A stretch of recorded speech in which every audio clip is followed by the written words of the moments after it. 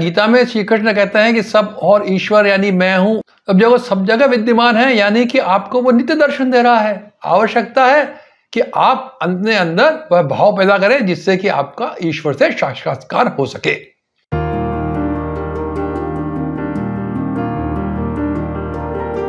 Decoding life में आपका स्वागत है। बहुत दिनों से हम स्पिरिचुअल मैन से मिलने की सोच रहे थे। आज वो संयोग बैठ ही गया। आज हम अपने कुछ मित्रों के साथ स्पिरिचुअल मैन के पास पहुंचे। जब भी हम स्पिरिचुअल मैन के पास जाते हैं तो उनसे ईश्वर संबंधित बातें ही और आध्यात्मिक बातें ही करते हैं। तो इस बार भी यही बातें करने का मन था। तो हमारे एक मित्र ने स्पिरिचुअल मैन से पूछ लिया कि क्या ईश्वर से मुलाकात संभव है, क्या हम कभी ईश्वर से मिल सकते हैं। स्पिरिचुअल मैन मुस्कुराए और बोले, आप में से जिन लोगों ने भगवत गीता या उपनिषद पढ़ रखी है उन लोगों को तो इस प्रश्न का जवाब पता होगा। जिन्होंने नहीं पढ़ी उनको मैं बता दूं कि भगवान श्री कृष्ण ने गीता में स्वयं कहा है कि ईश्वर यानी कि मैं हर जगह विद्यमान हूं, हर वस्तु में, हर जीव में, हर स्थान पर मैं विद्यमान हूं, यानी कि ईश्वर सर्वत्र व्यापी है। और इसी बात को श्वेताश्वर उपनिषद के 6 अध्याय का 11वां श्लोक कहता है, एको देव सर्वभूतेषु गूढ़ सर्वव्यापी सर्वभूतांतरात्मा, यानी समस्त प्राणियों में एक देव यानी कि ईश्वर विद्यमान है, वह सर्वव्यापी है और सभी भूतों का अंतरात्मा है, यानी कि ईश्वर सर्वव्यापी है। यह श्वेताश्वर उपनिषद में कहा गया। और दूसरी ओर ईशावास्य उपनिषद का पहला श्लोक ही कहता है, ओम ईशावस्यमिदं सर्वम यत्किंचम जगत्यात्म जगत, यानी जो कुछ इस जगत में स्थावर जंगम संसार है वह सब ईश्वर से ही आच्छादित है, यानी कि ईश्वर उन सब में विद्यमान है और वह सब ईश्वर का ही रूप है। तो या गीता में श्री कृष्ण कहते हैं कि सब और ईश्वर यानी मैं हूं, वहीं उपनिषद कहते हैं कि हर वस्तु में, प्रत्येक जीव में ईश्वर विद्यमान है। तो इसका मतलब यह हुआ कि ईश्वर सब जगह विद्यमान है। अब जब वो सब जगह विद्यमान है यानी कि आपको वो नित्य दर्शन दे रहा है। आवश्यकता है कि आप अपने अंदर वह भाव पैदा करें जिससे कि आपका ईश्वर से साक्षात्कार हो सके। अब हमने कहा कि देखिए भाई, हम तो जब भी वाइज मैन के पास जाते हैं तो हमें कथा सुनाते हैं, तो हमारी आदत तो पड़ गई है, कथा से ही हमें समझ में आता है। हमें बिना कहानी सुने, बिना कोई कथा सुने कोई बात समझ में नहीं आती है। तो कृपया कोई एक कथा से अगर आप इसका वर्णन कर दे तो ज़्यादा अच्छा होगा। स्पिरिचुअल मैन ने कहा कि चलो मैं तुम्हारे को एक कथा सुनाता हूँ। एक गाँव में एक बालक रहता था और वो जिस परिवार में रहता था वो परिवार बड़ा संस्कारी था। तो निश्चित रूप से बालक में भी संस्कार थे, ईश्वर में उसकी आस्था थी। वह नित्य प्रतिदिन यह सोचता था कि ईश्वर से कभी मुलाकात होगी, ईश्वर है इस जगत में, सब जगह विद्यमान है, तो मेरे को भी अवश्य मिलेंगे। बालमन है, क्योंकि बालमन जो होता है ना वह हमेशा सही सोचता है, उसमें मन में छल कपट नहीं होता है। हम बड़े हो जाते हैं तो हमारी सोच जो है वह मायावी हो जाती है, संसार के अधीन हो जाती है। बालक की सोच जो होती है वो संसार के अधीन अभी नहीं हुई है, तो इसलिए उसने निर्मल मन से सोचता था कि ईश्वर मुझे अवश्य मिलेंगे। अपने घर वालों से भी कहता था, घर वाले उसको बच्चा समझ के उसके प्रश्न का उत्तर टाल देते थे कि हाँ नहीं मिलेंगे मिलेंगे। अब रोज प्रतिदिन घर में ईश्वर को भोग लगता था, उसके बाद खाना खाते थे। तो उसने कहा कि आज तो मैं ईश्वर के साथ खाना खाऊंगा। यह सोच के उसने कुछ रोटियां अपनी पोटली में बांधी, खाना बांधा और गांव से बाहर की ओर चल दिया कि चलो कहीं ईश्वर से मुलाकात होगी तो आज उनके साथ बैठ के भोजन किया जाएगा, क्योंकि ईश्वर सब जगह व्याप्त है, कहीं भी मिल जाएंगे। उसी गांव में एक वृद्ध भी रहते थे, एक बूढ़े व्यक्ति थे। उनका घर में बड़ा तिरस्कार होता था, क्योंकि वह अब शक्तिहीन हो गए थे, उनमें एनर्जी, ऊर्जा नहीं थी, तो कुछ काम नहीं कर पाते थे। तो घर वालों को लगता था कि ये बोझ है और उसको खाना खिलाना भी वो बहुत समझते थे। तो उन वृद्ध ने सोचा कि अगर ईश्वर है तो आज मुझे खाना ईश्वर ही खिलाएगा। मैं परेशान हो गया उस घर से। तो वो भी अपने घर से निकल लिए, दोनों निकल लिए। आगे जाके जब बच्चा चलते चलते थक गया तो उसे एक विशाल वृक्ष दिखाई दिया। वो वृक्ष के नीचे बैठ गया और प्रार्थना करने लगा ईश्वर से कि हे ईश्वर, हे भगवान, आप कहाँ हैं? देखिए मैं आपके लिए रोटी लेके आया हूं, मैं आज आपके साथ रोटी खाऊंगा, आप आओ मेरे साथ रोटी खाओ, हम भोजन साथ करेंगे। अब ईश्वर तो सब जगह विद्यमान है, ये तो हम सभी जानते हैं। तो हम भी सोच रहे होंगे कि शायद हो सकता है ईश्वर आके साथ खाना खा ले, लेकिन ईश्वर ऐसे तो प्रकट होते नहीं है।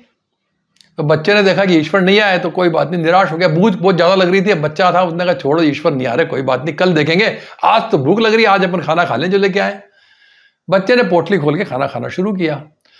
जैसे ही उसने रोटी के हाथ लगाया, उसने बगल में देखा कि एक वृद्ध व्यक्ति बैठा हुआ है, जिसमें बिल्कुल जान नहीं है, ऊर्जाहीन, बिल्कुल थका रहा सा एक बूढ़ा आदमी बगल में बैठा हुआ था, उसी पेड़ के नीचे छाया में। तो बच्चा अपनी पोटली उठा के धीरे धीरे उसके पास पहुंचा और उसके पास बैठ के और उसकी तरफ देखने लगा। अब बच्चे के मन में तो कुछ सवाल जल्दी आते नहीं है ना कि मैं इससे क्या बात करूं क्या नहीं करूं, इसलिए बाल सुलभ मन से उसके पास जाके बैठ गया। जब वृद्ध ने देखा कि ये बच्चा मेरे पास आके बैठा है, तो वृद्ध ने प्यार से बच्चे के गाल पे हाथ फेर दिया। एकदम से बच्चा रोमांचित हो उठा। प्यार का स्पर्श तो वैसे भी रोमांचित करने वाला होता है, तो प्यार से गाल फेरा तो बहुत रोमांचित हुआ। फिर उसने उस वृद्ध व्यक्ति से पूछा, लगता है आप भूखे हैं? वृद्ध व्यक्ति ने गर्दन हिला के कहा हाँ। तो उसने कहा मेरे साथ रोटी खाओगे? वृद्ध व्यक्ति ने कहा हाँ खाऊंगा। तो बच्चे ने अपनी रोटी की पोटली में से एक रोटी निकाल के अपने हाथ से उस वृद्ध को खाना खिलाया। वो वृद्ध बड़ा आनंदित हुआ, बहुत रोमांचित हुआ, उसके मन में भी रोमांच आया। एक बाल सुलभ जो कि ईश्वर का ही प्रतीक होता है बालक, उसके हाथ से जब रोटी खाई तो उसको बड़ा आनंदित महसूस हुआ और दोनों ने साथ मिलकर वो भोजन प्राप्त किया। भोजन प्राप्त करने के उपरांत दोनों अपने अपने स्थान को चले गए और जब लौटते समय दोनों के चेहरे पे ऐसी आनंद की अनुभूति थी कि इसका वर्णन नहीं किया जा सकता। बच्चा बड़ा आनंदित, वृद्ध भी बड़ा आनंदित, जबकि आते समय दोनों निराश थे। बच्चा व्यथित था कि ईश्वर नहीं मिल रहे हैं, वृद्ध भूख से परेशान था, साथ में यह भी व्यथित था कि ईश्वर ने उसके साथ में जो है न्याय नहीं किया है, इस संसार में उसे यथोचित न्याय सम्मान मान नहीं मिल रहा है। तो दोनों दुखी थे आते समय, तो जाते समय दोनों बड़े प्यार से आनंद में मुस्कान के साथ विदा हुए। जब बच्चा घर पहुंचा तो बच्चे के घर वाले बड़े दुखी थे। छोटा बच्चा घर से गायब हो जाए तो दुखी होना स्वाभाविक है ना। तो जैसे ही वह घर पहुंचा उसके ऊपर प्रश्नों की झड़ी लग गई, कहाँ गया था, कैसे गया था, किसके पास गया था, खाना खाया नहीं खाया। तो बच्चे ने उसी आनंद के साथ कहा, अरे आज मैं भगवान को ढूंढने गया था, ईश्वर से मिलने गया था, आज मैं सोच के गया था कि आज मैं भोजन ईश्वर के साथ ही करूंगा। सब घर वाले एक दूसरे की तरफ देखने लग गए कि बच्चा जो है कैसी बहकी बहकी बातें कर रहा है। इसके बाद बच्चे ने अगले सेंटेंस बोला, जो अगला वाक्य था, जो सब एकदम से घर वाले उससे अचंभित हो गए। उस बच्चे ने अगला वाक्य बोला कि आज मैंने ईश्वर के साथ खाना खाया, आज मैं भगवान से मिलके आ रहा हूं और हमारे ईश्वर ना बहुत बूढ़े हो गए हैं, मैं आज उनसे मिलके आ रहा हूं, आज उन्होंने मेरे साथ खाना खाया, मेरे हाथ से मैं उनको खाना खिलाया, बहुत बूढ़े लग रहे थे। सारे घर वाले एकदम अचंभित कि ये क्या हो रहा है। उन्होंने कहाँ गया था कि घर के बाहर गया था, वहां पेड़ के नीचे, गांव के बाहर पेड़ के नीचे मुझे ईश्वर मिले थे और मैंने उनको खाना खिलाया और मैंने मेरे हाथ से रोटी खाई, मेरा आज बड़ा आनंद आ रहा है। उसी प्रकार जब वृद्ध घर पे पहुंचा तो उस बूढ़े व्यक्ति के घर के पहुंचते ही सब लोग उस पर हावी हो गए, सब डांटने लग गए उसको। बड़ी मुश्किल से तो आपको यहाँ पे घर में रखते हैं, कहते हैं बाहर मत जाया करो, ये मत करो। उनको चिंता ये नहीं थी कि कहाँ नहीं गया था, उनको चिंता ये थी कि ये वृद्ध व्यक्ति जो कि हमारा बुजुर्ग है, हमारे माँ पिता हैं, वो अगर बाहर चले गए और कुछ हो गया इनको तो गाँव वाले हमें क्या कहेंगे। उनको ये अफसोस था, उनके मन में कोई उसके प्रति दया भाव नहीं थी, तो इसलिए वो क्रोधित हो रहे थे। बूढ़े व्यक्ति ने उसी आनंद के साथ जवाब दिया कि तुम लोग मुझे खाना कर देते हो तो बड़ा तिरस्कार भाव से देते हो, मुझे प्रेम भाव से भोजन करना था, इसलिए मैंने ईश्वर को याद किया कि आज मैं ईश्वर के हाथ से खाना खाऊंगा। और तुम्हें पता है आज ईश्वर स्वयं आए और स्वयं आके बाल रूप में उन्होंने अपने हाथ से मुझे भोजन कराया और मैं आज तृप्त हो गया। उनके परिवार वाले बड़े भौचक के कि ईश्वर के इनके पास कैसे आ सकते हैं।